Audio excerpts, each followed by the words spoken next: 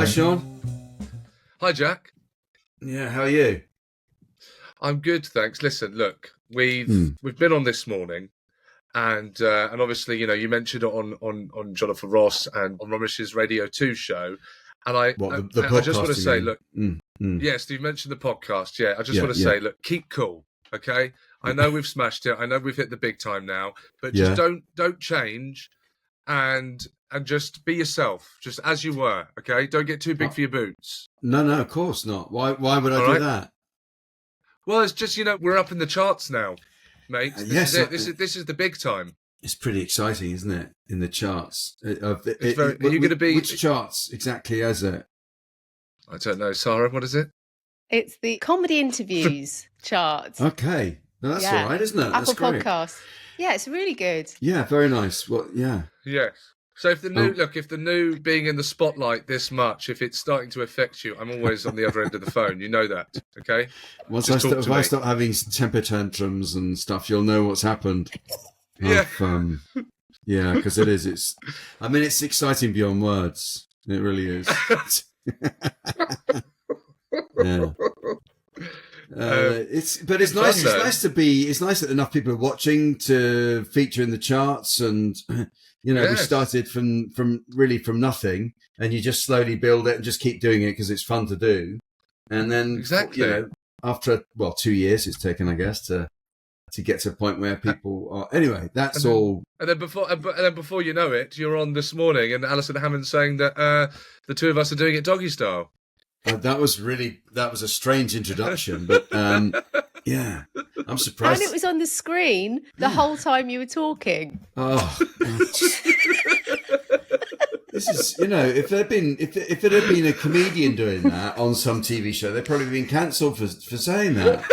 But it's anyway. Yeah, but it was nice, wasn't it? I thought they were, I know Dermot already, but hadn't met Alison. Yes. She was really nice, wasn't she? Lovely. She's very so nice. Lovely. She's the sort of person that you meet and you expect to be best friends immediately. Totally, and yeah. I met her just before you arrived, and unfortunately I ended up holding her hand. That was quite awkward. Why? Because, when you go and shake someone's hand, but you're using the wrong hand, so you just end up holding hands. Okay, you can let go. Oh. No, it's really awkward. Oh, okay. I didn't. I was like, let's drink whiskey together like you did with Harrison Ford. Oh, yes, that famous interview. That's great. She would have liked that. But everyone well? Everyone okay? I'm good. I just want to let it's a bit of backstage, and it is to do with Oh My Dog. But when we did this morning, what some viewers might have not noticed is you were wearing your socks. That I think, sorry, you got these as a present. Socks with Dolly on them. Yeah, Christmas present. Christmas present. Yeah, it's Christmas present, exactly. And I had worn some socks that had little pictures of dogs on them sewn in. Yeah. But it was early. Well, it was the morning anyway. I'm just not a morning person. And when I went to show you, I discovered at the same time as you that I'd actually put on odd socks. Yeah. So one sock had Daxton's on and the other didn't, but it was a similar colour. Yeah, it was a similar colour. I have never seen, in all of my time, well, just being alive, but also knowing you, I've never seen disgust like the disgust you were showing and held when you went, are you wearing odd socks? I went, yeah. And you just had to hold it. It looked like you wanted to kind of rip apart the dressing room, that someone could get to be on a TV show and still wear odd socks. Yeah, you just think, so appalled. How has this happened? But the only thing I can say is they were similar colour, so I can sort of let you off. Yeah, Thank you. But you can. Yeah, we can get past that. We can get past that. Yeah. Good. How's Mildred? So Mildred's in. Mildred's moved back. Yay! Hey, and back in the house. Good. Back. She's back. Yes. So Mildred's now in the new home. She's actually scratching at the door. If you just give me a sec, let me let her in. It's sweet. Yeah. Okay. Okay. It's just There we are. Mildred's in. That's good, isn't it? When you're imagining someone scratch at the door. That's fantastic. She wasn't there. She wasn't there. She didn't want to come in. No. But you opened the door and she realised you're doing the podcast and she thought, oh, no, I can't. No, I'm not doing that. Yeah. Yeah, exactly. Yeah. Mildred's doing Knockdown Ginger. But I'll tell you something quite sweet. So when we were on this morning, yes. Phoebe, I'm talking about, I'm mentioning all my daughters, the dogs, right? Like, Dolly was at home watching it with Nellie. That's why I was thinking about the girls, because it's Nellie is Phoebe's dog. So Nellie was watching with Dolly, all right? And they're just watching the telly when we were on in silence. And when they showed the picture of me with Dolly, Nellie went mental.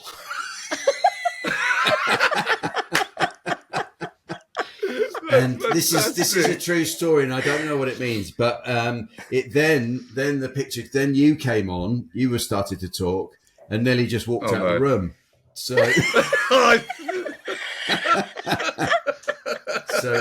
she's done it to me. So don't feel, as you know, she's done it to me. But she's got great timing, that dog. Yeah. Oh God, I won't take it personally, Nelly. No, that's fantastic. Yeah. I'm also, by the way, I am also always calling Wilder my human daughter, Mildred, and Mildred my dog, Wilder. Yeah. So you are very easily forgiven. Oh, please, thank you for that. Thank you. Yeah. I think my son thought his name was Delphio when he was first born, because that's what I say. Delphine, I was going to say. Yeah. Delphio. So it just happens. Yeah. Exactly. Yeah. Thingy. What's his face? Yeah. When did it happen yesterday morning that your friend Michaela asked if Seann had got into his house, Sarah? It was this morning. Was it this morning, was it? It was this morning. I'm doing the school run, seeing Michaela, having a chat. She goes, did Seann get into his house last night? And I just started laughing. knowing what that must have meant, yeah. Yeah. So what happened, Seann? You get locked out? So, yes. Well, as regular listeners will know, and for any new listeners, almost like it was a regular feature of this show, I have quite the habit of getting locked out of my home, and I've just moved, and last night was the first time, I think, the debut of getting locked out of the new home. However, this was at night time after a gig. And Grace was indoors, and obviously we've got the two kids and Mildred, and so the idea of waking her up now was a kind of no. I didn't know what to do. I thought maybe should I get a hotel? I don't know what to do, and I kind of walked around the streets of West London for a bit until I decided to walk back, and I'd. Look, I'm going to come clean with you guys, and if Grace is listening, she's just about to find out. Yeah. But I actually turns out this is awful and really bad. I'd left the keys in the front door. Seann. So, okay. So disappointing. Had you left them in the front door when you went to the gig? Well, I did that thing of forgetting something. On the way to the gig, I forgot something, so I went back in. Okay. And left the keys in the door, got what it was. They were hanging there all night, were they? Hanging there all night? Well, while you were out at the gig. Yes. Yeah. All right. This is. But you see, you could do that in West London. It's a friendly, part. London is famously a very friendly, safe place. I hope your insurance broker's listening to this.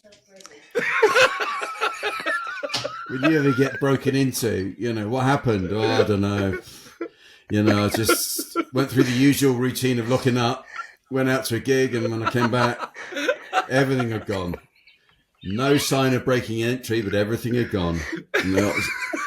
They'll refer you to episode 128 of Oh My Dog, where you confess that you leave the key in the door. Unbelievable. No, but I know that's a bad. I've had so many messages So many messages, probably the most amount of messages from any post ever of people saying, "I thought Jack was going to put up your lockbox."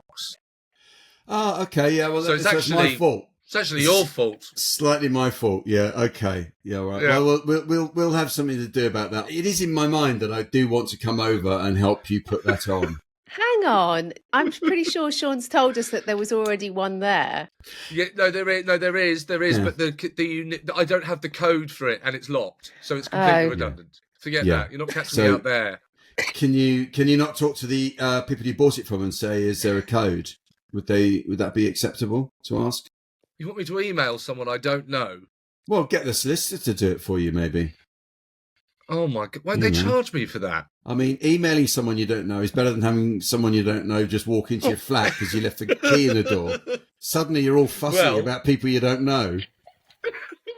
Well, that very neatly brings me on to the fact that I can't remember why the front door was open. No, the back. What was that? No, the back door. Back door was open, right?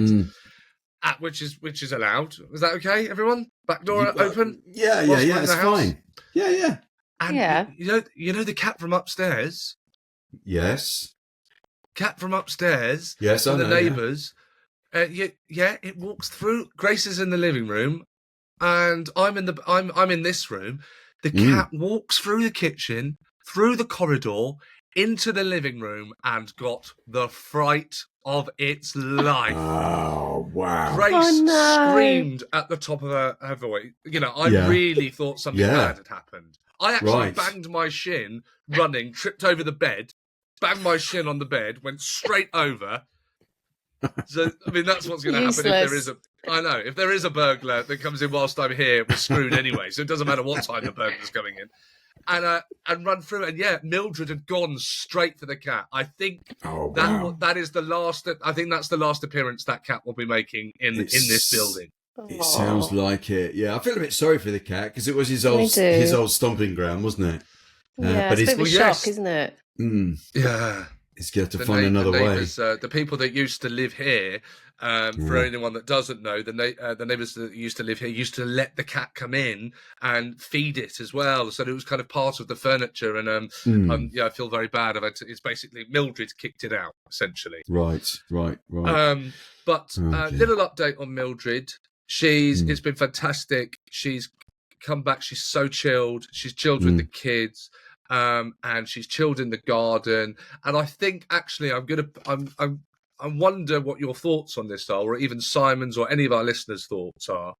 I think that me and Grace both think that Mildred had been slightly difficult over the past few months because Grace was pregnant, and I think that's really abated since Casper's birth. She's just so much more relaxed now, and I think all of her barking at things it was all part of protecting a pregnant Grace. So it's just such a sweet thing. I really believe that. That's what I don't know, but that seems to be the only thing that's changed, and she's just so calm now, and it's just been wonderful. It's so good to have her back, and she's sleeping with me and Wilder, my daughter, in the bed, and I'm so happy she's back. That is amazing. I'd like to know what Simon, our dog expert, thinks if that's a thing that dogs have that intuition and they can sense that that mum needs extra protection because she's expecting. That's extraordinary, isn't it? Yes, exactly. And how are Dolly? How's Juniper? How's all the other doggies? Yeah, Juniper well. She is. I went away with my daughter for a few days. I went over to Amsterdam. Oh, yeah, and of course. We were away for 3 days, that's the longest I've not been with Juniper. How was it? Were you thinking about her all the time? I was quite worried. Even though Darren was here, I was still worried. But she was fine. When we were walking around Amsterdam, we met someone that had a miniature Dachshund. So that kind of gave us a fix. And we did both feel so much better after we'd met this dog. That was nice. But when I came home, Juniper practically turned inside out with her excitement. It was so lovely. She even had a little excited wee. She was that excited to see me. Yeah. Oh, wow. That's very flattering, isn't it? Someone's missed you that much. I did that when we met it this morning, Jack. Yeah. I just didn't tell you. Yeah. I was walking Dolly the other day, and then this dog came up to me and started, clambering up me practically. And it had one of those coats on it. On the coat, it said, "I need my space." This dog. And it was literally trying to get into my pockets practically. I just think, what owner has done that to this dog? It's clearly the most extrovert dog you'd ever meet, but it had this sort of special care thing on it. So I need my space. Anyway, there you go.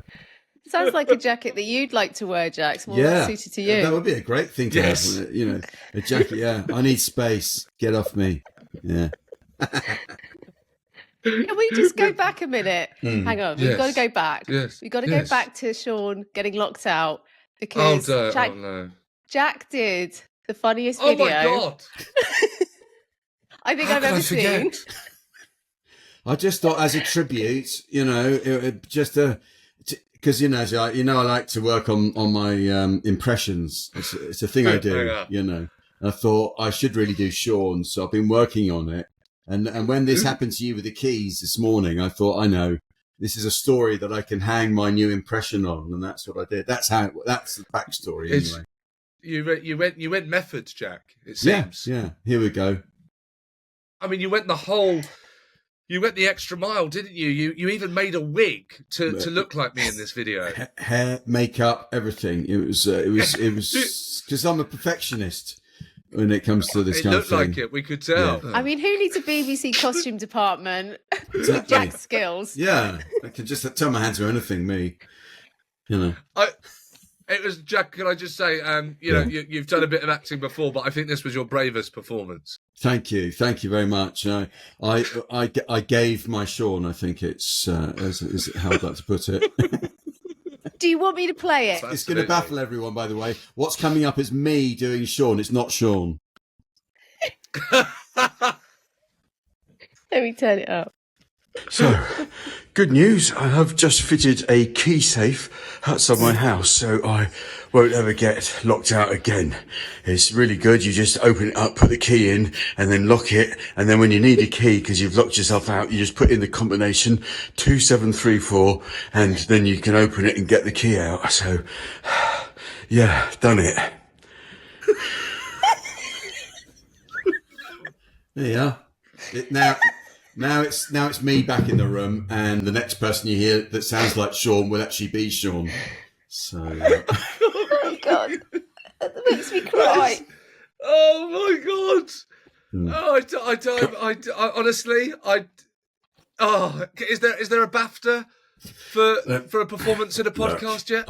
I'm being bashful, but if there was one, obviously I'd be in the running. But it's not. I didn't do it for that reason. It's just a bit of fun, something that it's just another feather in my cap. Something I can do. Yeah. So.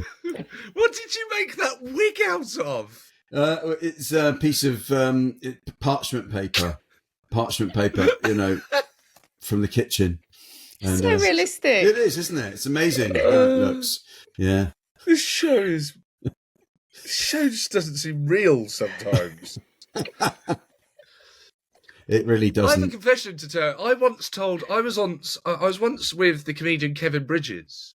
Yes. And we're on the tube together, and I told very early days I told him about this pod, and he didn't believe me.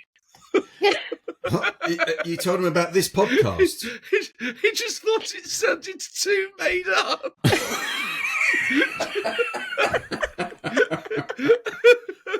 Yeah. But there you go. Yeah. There you go. It is real. Unless I'm having some sort of, I've got some really bad food poisoning and I'm hallucinating. This is definitely a real podcast, and we've definitely got some real emails. Here. We What a have. segue! I'm getting so good at this. Good Blimey. segue. Yeah. Because we haven't talked enough about dogs, but as always, our listeners get us back onto the subject. Absolutely. There's this. Here's one. The Hey Labradog owner here I was once wandering around a car boot sale with my well-behaved, ploddy old Labrador called Rodney.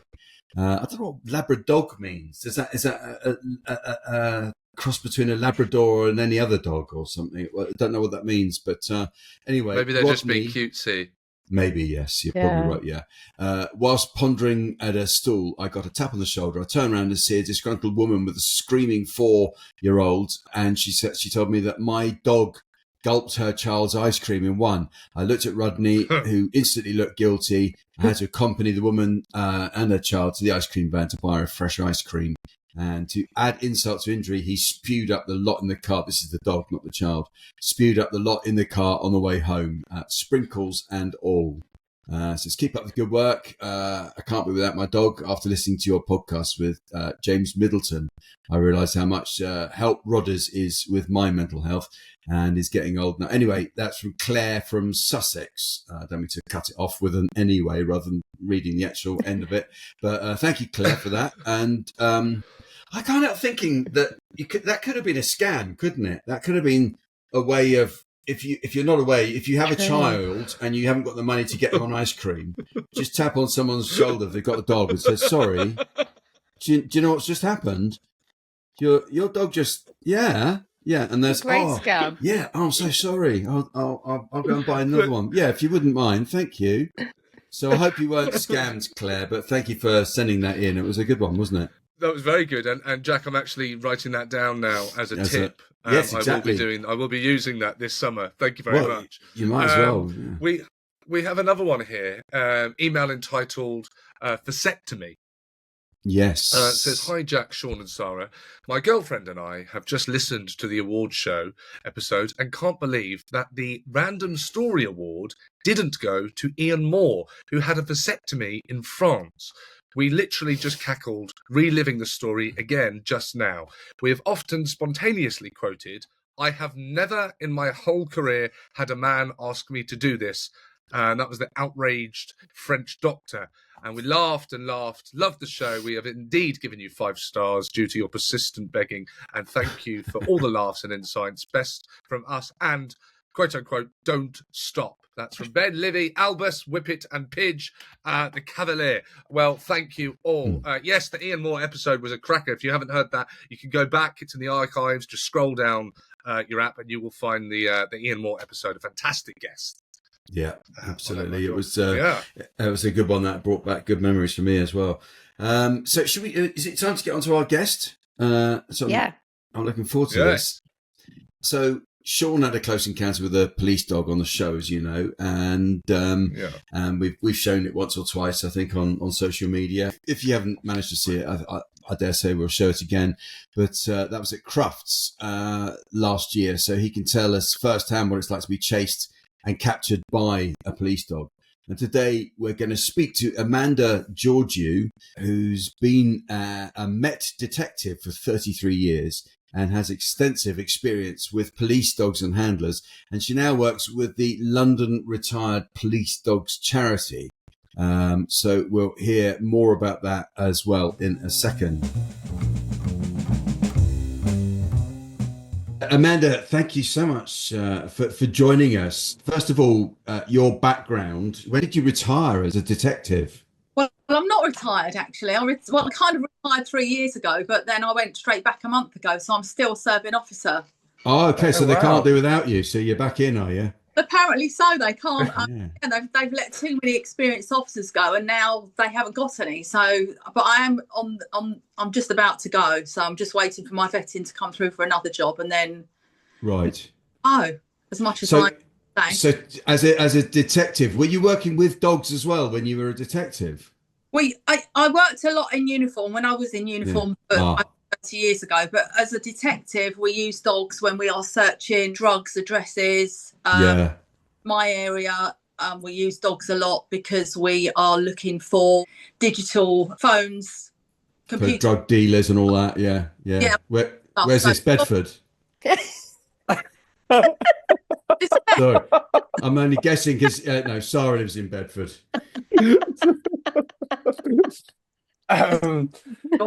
Wow. I want to hear a bit more. I'm sure we all do want to hear a bit more about. Yes. Well, actually, let's go back a step and your work with dogs in the force when you're uniform. Well, obviously in uniform we use dogs a lot because when I was on team taking calls, we were dealing with suspects on premises and all sorts of frontline police officer duties. Yeah. We would call out the dogs if we had had a suspect on call. We'd go to call. We'd know there was a suspect in the area somewhere, but we couldn't find them, and then we'd call the dogs out, and they would, most of the time, they would find them. That's incredible. What kind of range do the dogs have in terms of being able to sniff out the enemy? Well, I don't know exactly what the range is, but we roughly know where the area is where if we lose someone, you have, you know, you're probably within quite a few meters of where you've lost them. They hide in behind a garden wall or something like that. So you have a rough idea. So the dogs will come to you. The handler will bring the dog to you and will say they're somewhere over there. And then they'll in to find them. I remember years ago, we had a suspect on call to an industrial estate in Enfield, and it was about 3 o'clock in the morning. We'd lost the suspect. He'd tried to break into, I think it was either Costco or Macros or one of those big wholesale suppliers. And I was hiding in a big dumpster bin. And he took his chances. I don't think he realised that we were surrounding him. He took his chances. The bin lid went up and he jumped out and ran for it, and the dog got hold of him. But he still wanted to run. I mean, you know what it's like, Sean. You've done the run. Oh, you too. Yes, I have. Yes, yes, you get taken down with some pretty forcefully. Yeah, you get taken down by those police dogs. They're very powerful. Yeah. So, but when they get hold of you, you know that you need to stop, don't you? Oh, absolutely. Oh, yes, absolutely. You stop it. You stop immediately. Yeah, so I've done the same. I remember when I was on street duties and they took us to the place where they trained the dogs and they said, who wants to get suited up? So me, stupidly, put my hands up. But when they grab hold of you, you need to, and the dog handler says stop, you need to stop because otherwise they're gonna tear something off you. And this dog in this instance did tear a calf muscle from the suspect. Wow. And are they kind of trained to do, to kind of go that far? If they're gonna, if the criminal is trying to get away, the dog has to stop. Yeah, they're trained not to let go. They're not trained to eat people, obviously. But I'm thinking, the suspect was going to be well said. He just thought he'd try his luck, but he didn't win, unfortunately, and we never found the calf muscle either. So, oh my God. But yeah, the dog handler thinks that the dog may have eaten it. But it was dark. Yeah. It's 3 a.m. You've been at work. You're a dog. You're starving. What can you do? A long shift. You'll eat anything in the night. Like a kebab. Absolutely. Yeah, just like.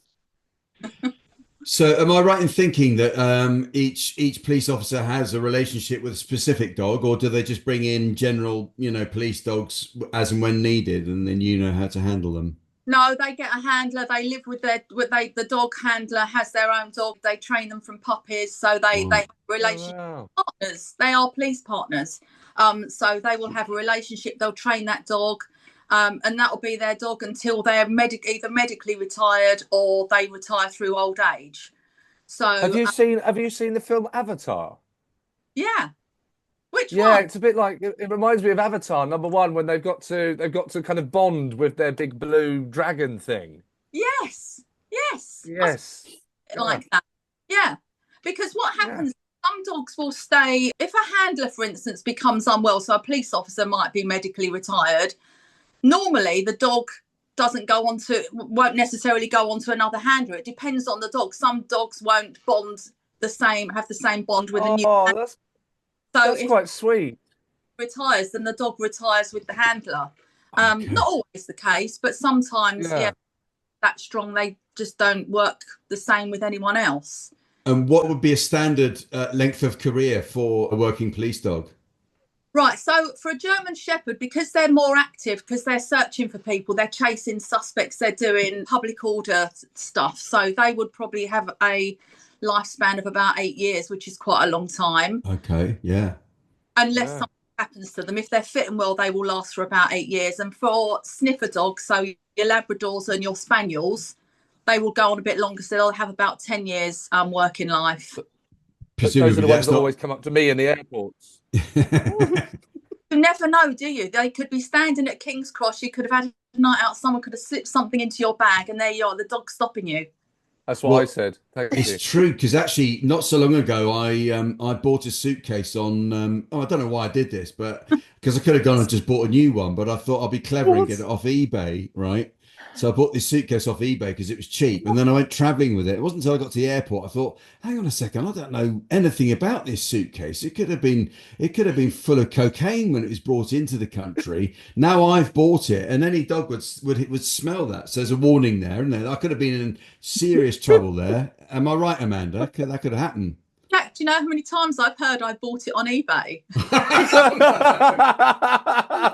Trying to get an alibi out on our podcast. Absolutely atrocious behaviour. Yeah. So, I mean, that sort of brings us on to the important part of what you do. I guess it's what you do in your spare time, which is you work for London Retired Police Dogs charity, Amanda. Because these dogs, once they retire, what are their needs? Do they need to be active still? Do they just want a loving home? What happens to them when they are retired from the force? So firstly, I can't take any credit for this charity because it's run by two dog handlers, Emma and Phil, who started it in 2019, and it is for retired police officers. So once the Met retire a dog, they are no longer responsible. They don't pay for their keep. They don't pay for their food. They don't pay for any vet bills, absolutely nothing. Right. And no, as dog lovers, when dogs get older, it's really hard to get them insured. So insurance goes up. And even if they do manage to get insurance for the dogs, it's always an existing condition. The insurance companies will always find an excuse not to pay. They'll say, well, that dog must have had that condition before you got this insurance. So there's no way of getting the medical fees. And sometimes they stay with their handler, and other times they go on to new homes for people who have nothing to do with the police. That may be friends or family of police officers who take the dogs on. But because of the life that they've led and the traumas they've been through and how hard they work, they do get arthritis, they do get illnesses. And because there's no insurance, and it's quite a difficult decision for someone, isn't it? When you've got your dog who's your family member and you love, but then you've got a vet bill of, we can do something, but it's going to cost you £5,000. I mean, where does that money come from?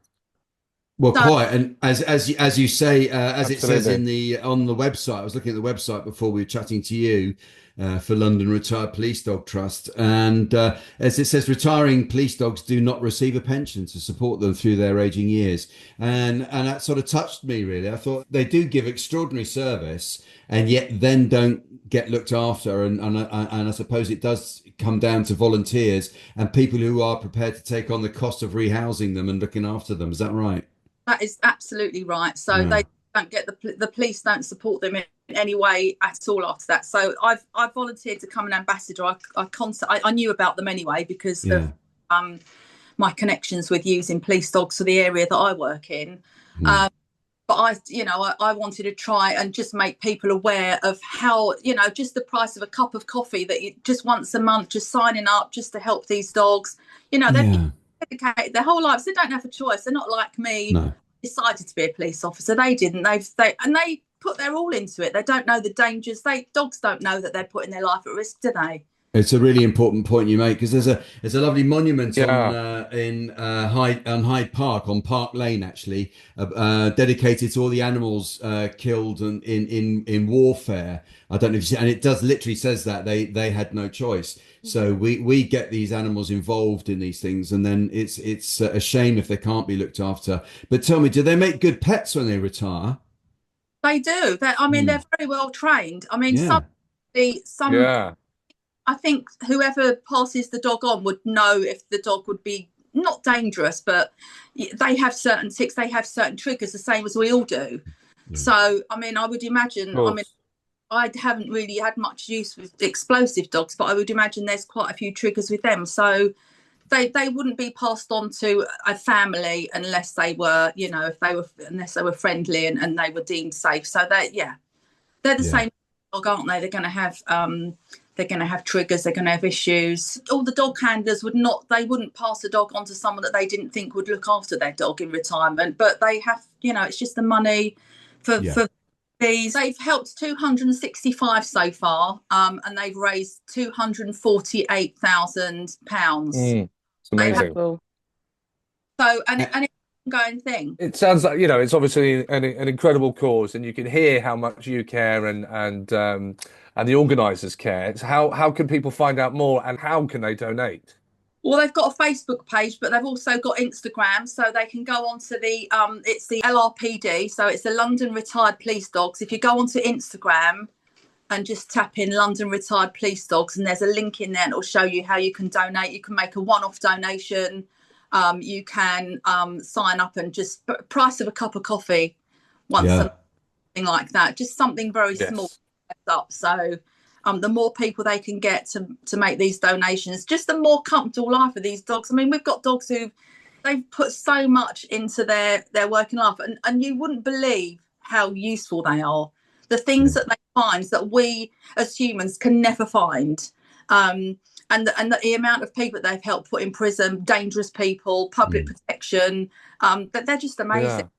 I mean, I don't go into too much about the work that they do, but you wouldn't believe the things that a dog can find that we would never find without them.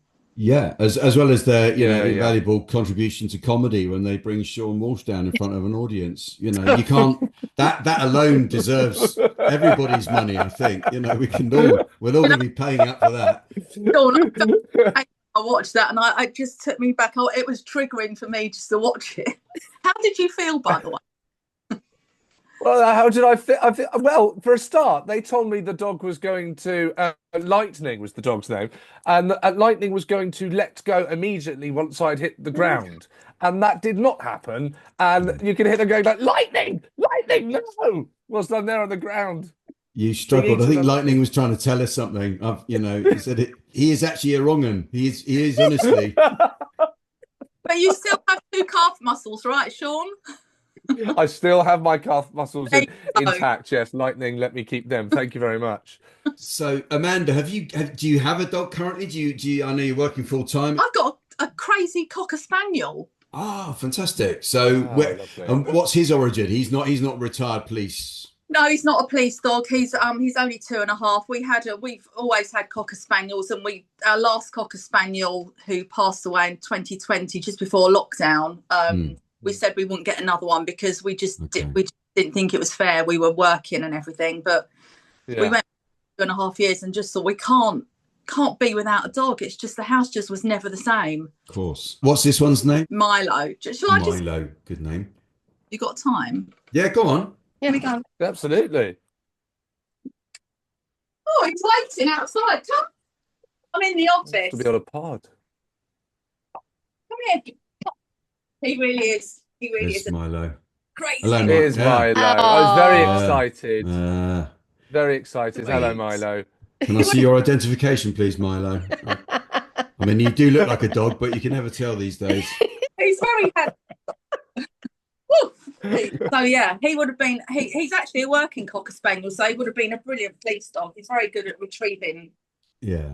And he's very noisy. He's tap dancing now. So you're obviously quite a bit of a soft dog owner, I can see. Is Milo allowed everywhere on the furniture and?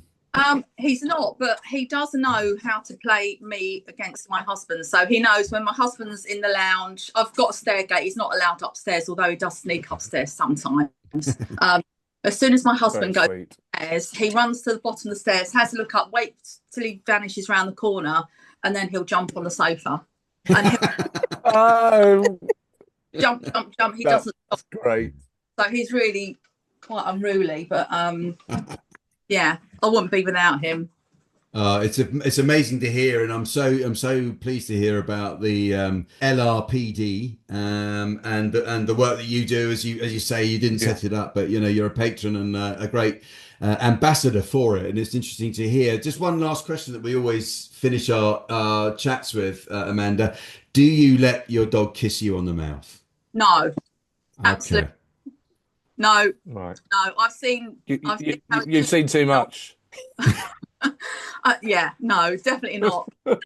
My dog is everything in the park. That's all I'm going to say. There's no, absolutely no. No, okay. Well, you couldn't have made that clearer. I don't think any of us want to mess with you. Thank you so much, Amanda. It's been an absolute pleasure having you on the show. It's been really insightful and really touching as well. And don't worry, we'll put a little link on the bio on the podcast as well, so listeners can just tap on that. And again, thank you so much for coming on. Yeah, thank you, Amanda. And thank you for mentioning the London retired police dogs. We really appreciate it. Thank you. Well, there you go. That was amazing, wasn't it? Amanda Georgoui there, a working detective for the Metropolitan Police, but also very experienced in working with dogs in the police force.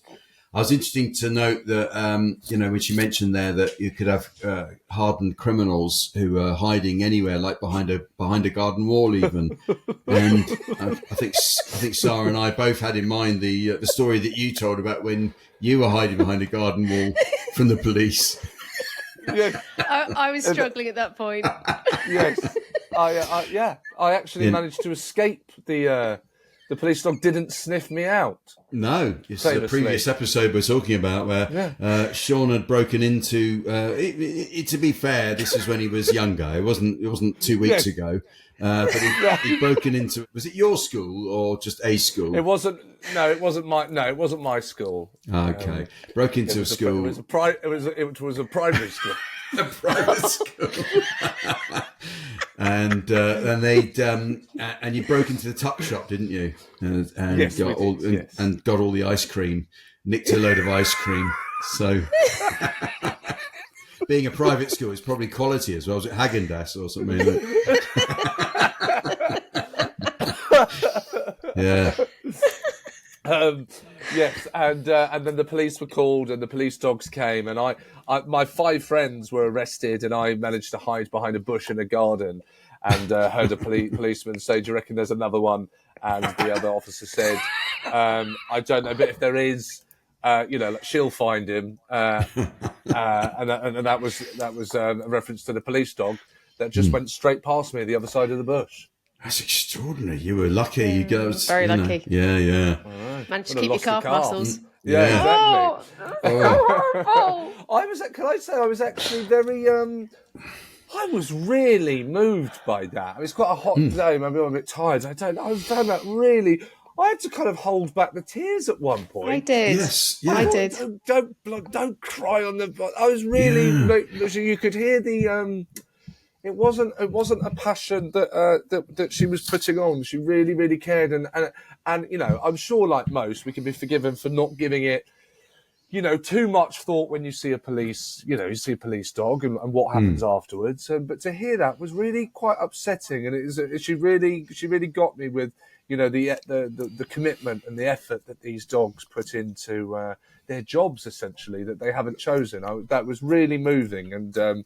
Yes, I will be making a donation. Yeah, it is. It's something they need our help, having provided theirs for us. And I'm kind of tempted by the idea of a retired police dog, though. I mean, actually, I've mentioned it in an earlier episode about some people I know who did get a retired sniffer dog, and their teenage son hated the dog because it kept going up to his bedroom and finding dope.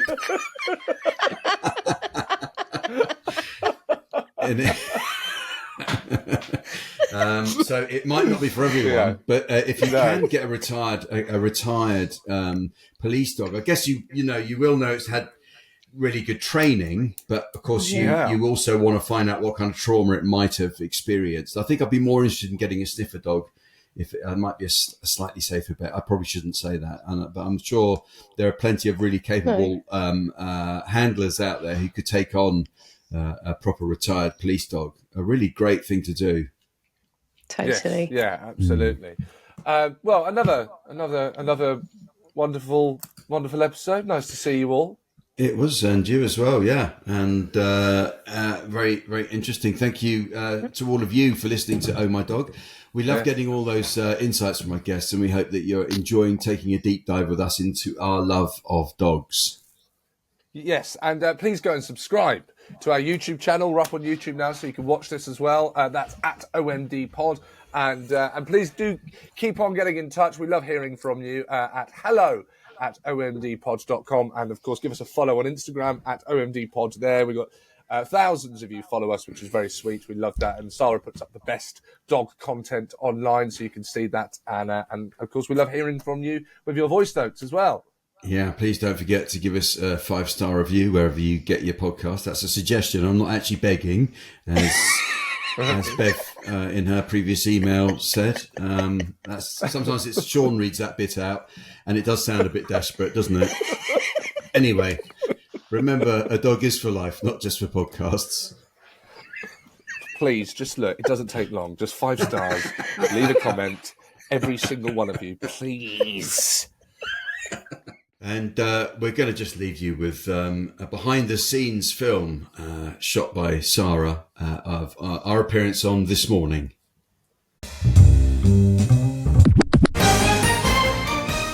Oh, my dog makes it to mainstream television. I know, you smashed it. Finally. It's a big break.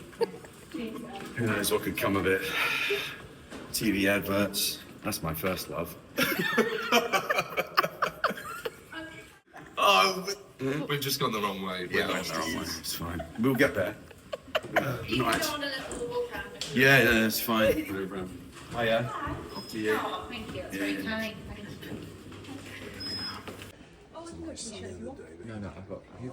I've got 9. Here we are on BBC Breakfast. Live TV, what can go wrong? Been briefed endlessly on what to say about the Good Wolf show, and I can't remember any of it now, so I'm just going to go on. This is backstage before we get called on to do the chat. This is where the nerves set in traditionally. Sean is visibly shaking, and I'm a bit worried about him. He gets like this. You know, it's too much of a. I can see he's already forgotten what it's called. Is it dogs? Oh my dog. Oh my dog. Oh my dog. You started the podcast. Yes. Dog. Yeah. Dolly. Dolly is, yeah, and you've got Mildred. Right, yes. Oh, God. Unbelievable, really. Here we go. See if we can not get cancelled. They formed a bromance over their love of dogs. Jackie and Sean Walsh are here next. Without the dogs, I can't believe this man. Right, nice to meet you in person. Yeah. And you're going to be a good wolf. I did say shout. I was like, should we just leave Sean's or no? He'd be all right. Yeah. 5 seconds. Our next guests are doing it doggy style. Oh. I keep reading. Oh, no. I didn't know what it was reading. On their podcast, Oh My Dog, comedians Jack D and Sean Walsh are interviewing celebs, meeting their own canine companions, and they're here to tell us more. That would have been fine if you just carried on. I know, but it was great. It was great just leaving it, wasn't it? Sure, you can blame it on Dermot. This is a lovely podcast. I was listening to it this morning, and it's just so lovely. Is it easy for comedians to actually just have that moment where you pick up the phone? Because it's in many ways, it's such a solitary existence to go, actually, you know what, let's team up and do something together. Like the bat phone. Sean rang me and said he had this idea, for the podcast, and I thought, well, Sean Walsh, he has nothing but good ideas. He's known in the business as having the Midas touch. Yeah, baby. So I said, I want a bit of that. Yes, exactly. Where do I sign, Sean? I feel like Jack lost the bet that he's not told me about. Everyone has a dog alias that just comes about naturally. So obviously my cockapoo is called Mildred. That gets put in the bin very early days, and she's now called, and I can't explain why, she's called the Mournals. Yeah. So I don't know why, but The thing is, that sounds mad, but when you do the pod, you find out everyone has this. So she gets home like, oh, it's the mourners, come in, I'll give you the squeezes, and I'll give you the some rubber Baileys. I talk on behalf of Dolly, but I have to, because Jane speaks through, when she wants me to do something, it won't because, can you do this? Like, do you mind closing the window? I said, oh, I'll do it in a minute. Dolly's cold. Dolly wants the window closed, and that's it, I've got to do it. Of course you have to, don't you? So I had to learn to talk back. No, you're right, you sit there. That's how she talks. Brilliant. Oh My Dog is available every Monday wherever you get your podcasts, and the podcast is going live at Good Wolf at Goodwood on the 17th of May. Thanks, you two. Thank you. Thank you. How's that, guys? You okay? Yeah, I'm fine. Thank you very much. Yeah, Seann is just coming down. It's very exciting for him when he does these things. I can't believe it. Just so ITV. So nervous. Yeah. You were great. Thanks, mate. Yeah, you did well as well. Yeah, I hope I didn't, No, you were great. You were good following my energy. Well done. You were straight out the traps, weren't you? Yeah, must be difficult to keep up with that. So you've done well there. I have to match your energy. I can't, it's hard. Oh, I think that should take us to #1 in the charts. I think it'll be. That's going to go viral. Woof.